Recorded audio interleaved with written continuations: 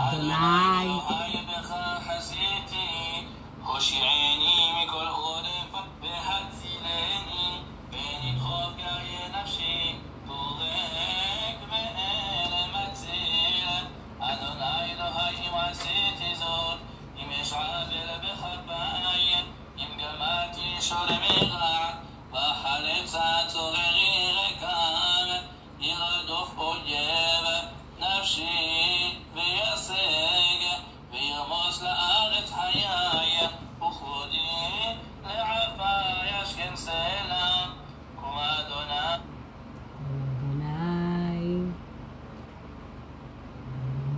Vamos começar, meu povo! Vamos, vamos, vamos, vamos, vamos!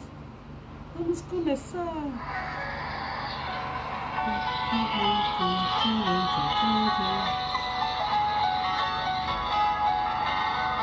Vamos começar a leitura do Evangelho segundo Lucas, capítulo 22.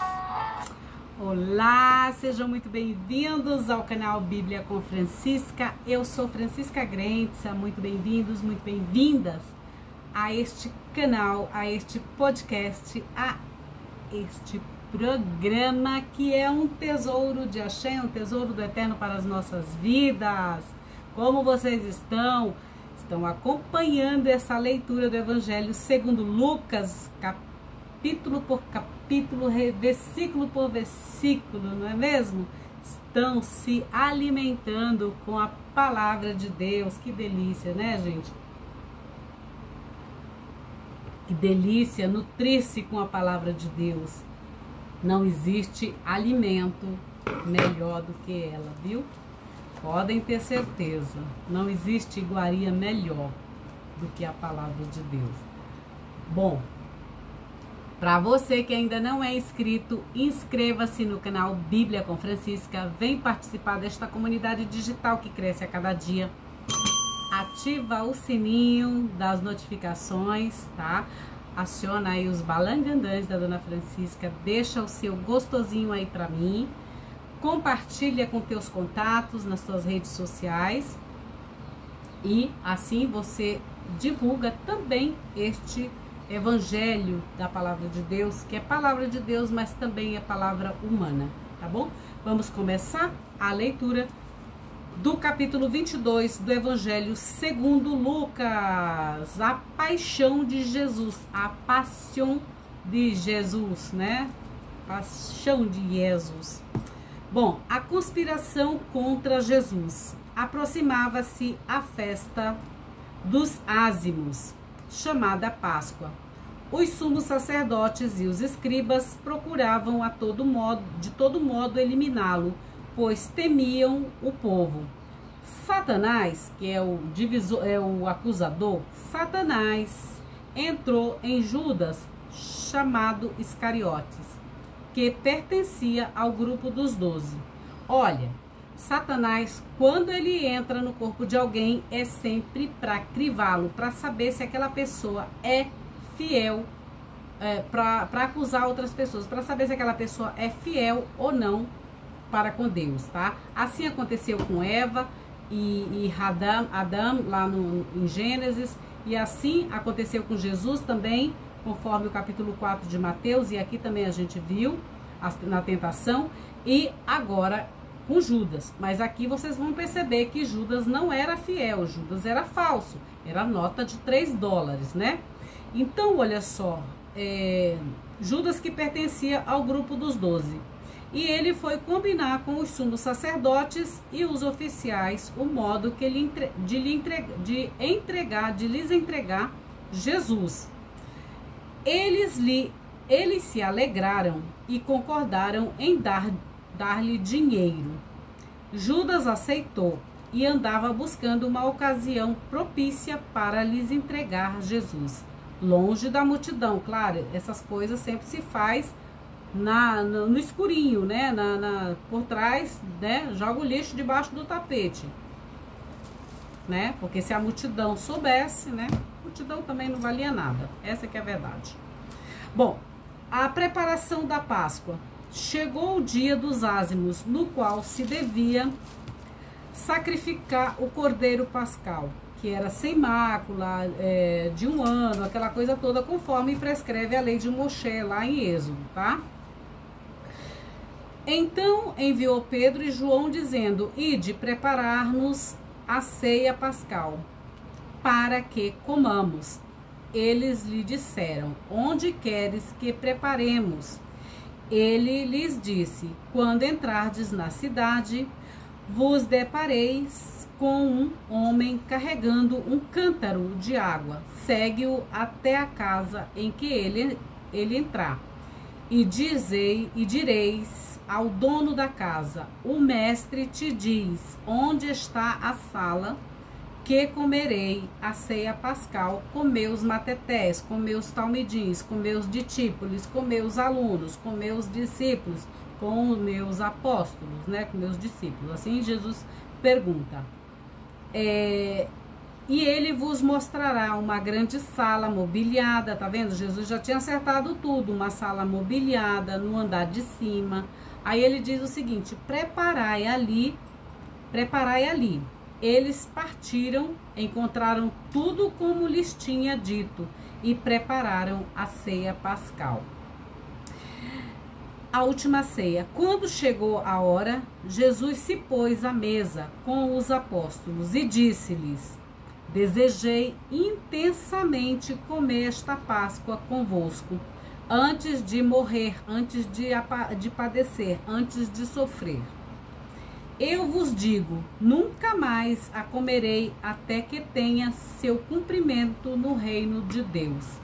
Então, tendo tomado um cálice, pronunciou a ação de graças e disse: tomai isto e reparti entre vós, pois eu vos digo, a partir de agora já não beberei do fruto da videira até que venha o reino de Deus. E tendo tomado um pão, pronunciou a ação de graças. Partiu e lhes deu, dizendo: isto é o meu corpo que é dado por vós. Fazei isto em memória de mim. Este ato que ele fez agora, esse ato, acontece na Eucaristia. Todas as vezes que você vai à missa, o sacerdote católico, ele faz exatamente essa representação, essa simbologia, porque é uma ordem de Jesus, tá? Eles não fazem nada, não acreditem quando as pessoas dizem: ah, mas na igreja católica é assim, ah, mas na igreja católica não sei o quê. Cuidado com as fake news, não acreditem em tudo, vejam também o outro lado. Então, olha só, aqui eles fazem exatamente o que Jesus pede. Olha só o que ele diz. E partiu e lhe deu, dizendo: isto é o meu corpo que é dado por vós, fazei isso em minha memória. E depois da ceia fez o mesmo com o cálice, dizendo: este é o cálice da nova aliança, com meu sangue, que é derramado por vós. Eis, porém, que a mão de quem me entrega estar comigo na mesa. De fato, o Filho do Homem se vai conforme foi estabelecido, mas ai daquele por quem ele foi entregue. Eles começaram a se perguntar uns aos outros qual deles iria fazer tal coisa. Aí, olha só, Jesus está sempre falando o que vai acontecer com ele, que ele vai para o Pai, vai voltar para o Pai, que ele iria sofrer, que ele iria ressuscitar e tudo mais. Os discípulos estavam preocupados com outras coisas, não prestavam atenção. Olha só, eles estavam preocupados quem é maior no reino de Deus, ou seja, eles estavam preocupados com status, com status. Quem é maior? Surgiu entre eles uma disputa sobre qual deles devia ser considerado o maior. Jesus, porém, lhes disse: os reis das nações as dominam, e os que exercem autoridade sobre elas são chamados benfeitores. Mas vós não deveis ser assim. Pelo contrário, o maior entre vós torna-se o menor, e quem dirige como quem serve. Com efeito, quem é o maior? Quem está à mesa ou quem está servindo? Ou quem serve? Não é quem está à mesa? Isso assim, no mundo secular, no mundo, né? É isso que ele está falando. Ou quem serve? Não é quem está à mesa, eu, porém, vos digo. Eu, porém,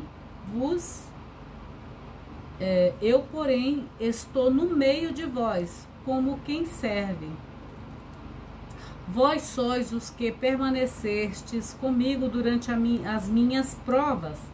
Eu vos concedo a dignidade real, ou seja, quem está com Jesus tem a dignidade real, tá? A dignidade real, assim como meu Pai a concede a mim, para que comais e bebais a minha mesa em meu reino, e vos senteis sobre tronos para julgar as 12 tribos de Israel. Jesus prediz as negações de Pedro.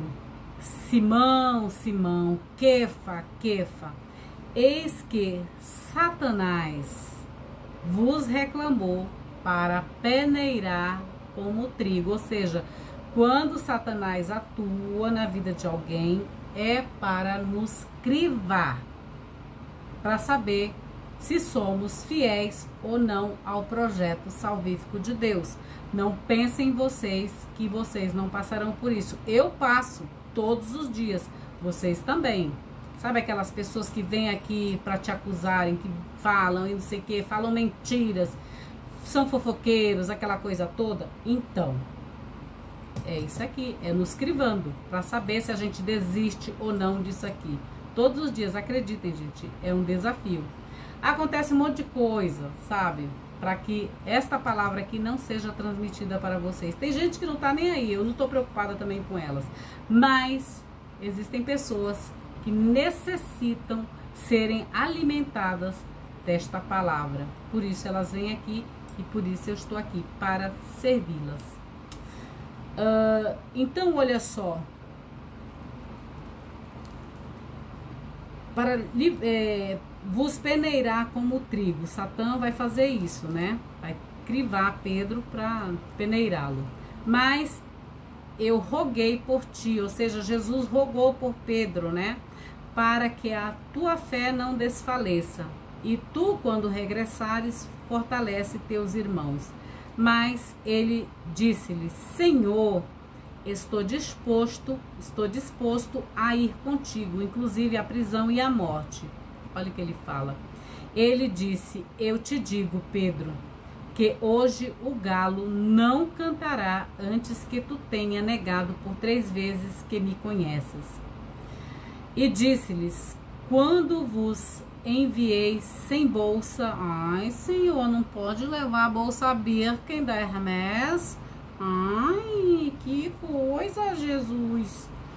Nem alforjes e nem sandálias. Nossa, Jesus, comprei um monte de sandália, tem um monte de sandália ali, Jesus, não pode levar? Não, vocês não levaram nada disso. Faltou-vos algo? Responderam: nada. Eles não levaram nada, né? Nem sandália, nem alforjes, nem bolsas. E não faltou nada para eles. E aí ele diz assim: e disse-lhes ainda: mas agora quem tiver bolsa, tome-a. E do mesmo modo o alforjes. E quem não tiver uma espada, venda o seu manto e compre uma. Pois eu vos digo que é necessário que se cumpra em mim o que está escrito: fui considerado transgressor. De fato, o que me diz respeito chega a seu fim. Eles disseram: Senhor, Senhor, aqui há 2 espadas. Ele disse-lhes: é o bastante. A oração no Monte das Oliveiras. Ele saiu e se dirigiu, como de costume, ao Monte das Oliveiras.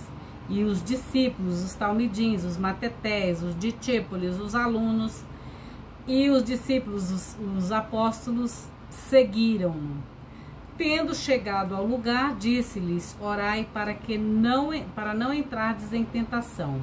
Afastou-se deles à distância, como de um tiro de pedra, e de joelhos orava: Pai, se quiserdes, afasta de mim este cálice. Porém, que não seja feita a minha vontade, mas a tua. Apareceu-lhe um anjo vindo do céu, que lhe reconfortava. Angustiado, orava com maior fervor, com maior intensidade, e seu suor tornou-se grandes gotas de sangue que caíam no chão. Tendo-se levantado, após a oração, foi até onde estavam os discípulos e os encontrou adormecidos por causa da tristeza. E disse-lhes: por que estáis dormindo? Levantai-vos e orai, para não entrardes em tentação. A prisão de Jesus. Ainda falava quando chegou uma multidão na frente. Uma multidão. Ele ainda falava quando chegou uma multidão. Na frente estava um dos 12, o chamado Judas, que se aproximou de Jesus para beijá-lo. Que falso, né? Olha só. Para beijá-lo. Jesus lhe disse: Judas, com um beijo entregas o Filho do Homem? Tendo percebido o que aconteceria, os que estavam com ele disseram: Senhor, se atacarmos a espada, e se atacarmos a espada?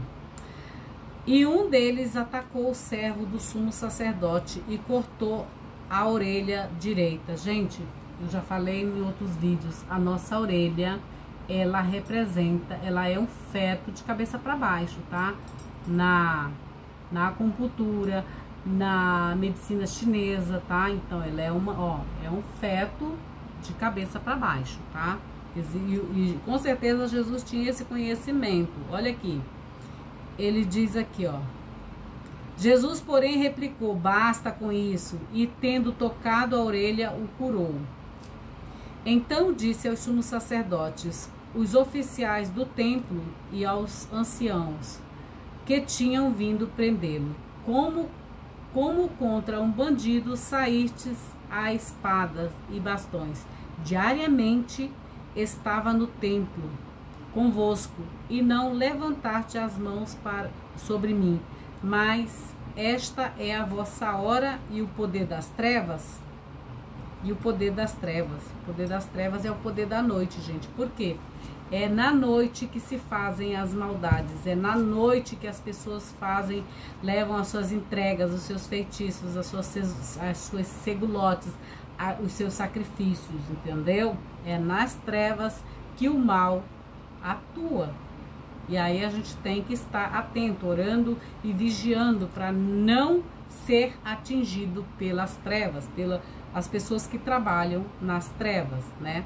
Que é para que a luz do dia não veja as suas maldades. Mas para Deus nada está em oculto, tudo é mostrado, né?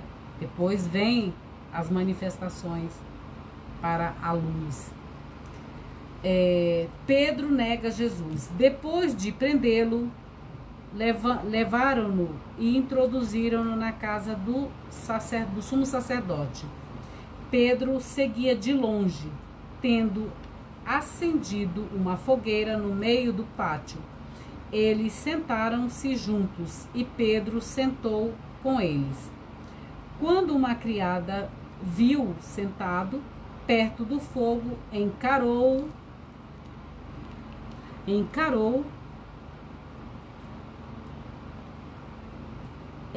e disse: também este estava com ele. Mas ele negou: não conheço, mulher. Pouco depois, outro viu e disse: tu também és um dele. Mas Pedro replicou: homem, não sou. Tendo passado cerca de 1 hora, outra insistia: com certeza também este estava com ele. pois também é galileu. Mas Pedro disse: homem, não sei do que falas. Pedro deu uma de demente, né? Não sei, não vi. Imediatamente, enquanto ainda falava, um galo cantou. Tendo-se voltado, o Senhor olhou para Pedro, para Quefa, e Pedro lembrou-se das palavras que o Senhor lhe disse: hoje, antes que cante o galo, me negarás 3 vezes. E tendo saído para fora, chorou amargamente. Os ultrajes de Jesus. Os homens que mantinham preso Jesus caçoavam dele, espancando-o. Depois de cobrir seus olhos, perguntaram-lhe: profetiza, quem é que te bateu? E blasfemando, diziam muitas outras coisas contra ele.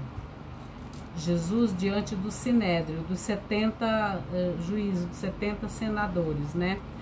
Quando se fez dia, reuniram-se os anciões do povo, os sumos sacerdotes e os escribas, e conduziram-no para o sinédrio, dizendo: se és o Cristo, se és o Messias, se és o ungido, dize-nos.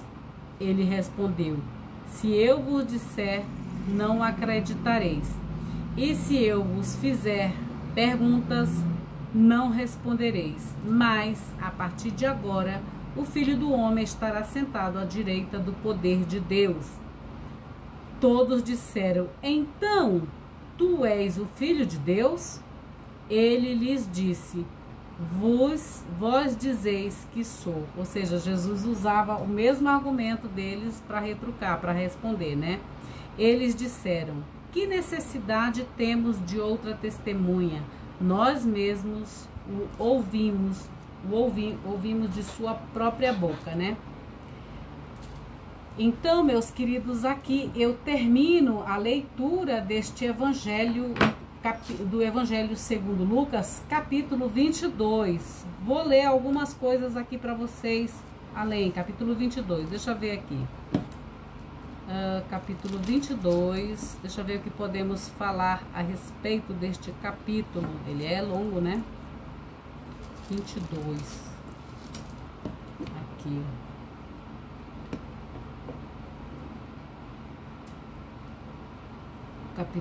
Capítulo 22. Olha só. Em sua origem, as duas festas, isso é muito importante vocês saberem disso. Em sua origem, as duas festas eram distintas. Pães ázimos lembra a comida dos israelitas na véspera do êxodo, na véspera deles saírem do Egito, tá?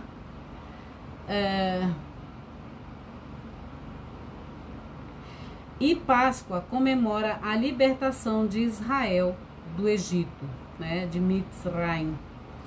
Na época de Jesus, ambas tinham sido fundidas em uma. Durante a semana de festas, Jerusalém chegava a triplicar o seu número de habitantes, aumentando a possibilidade de distúrbios civis.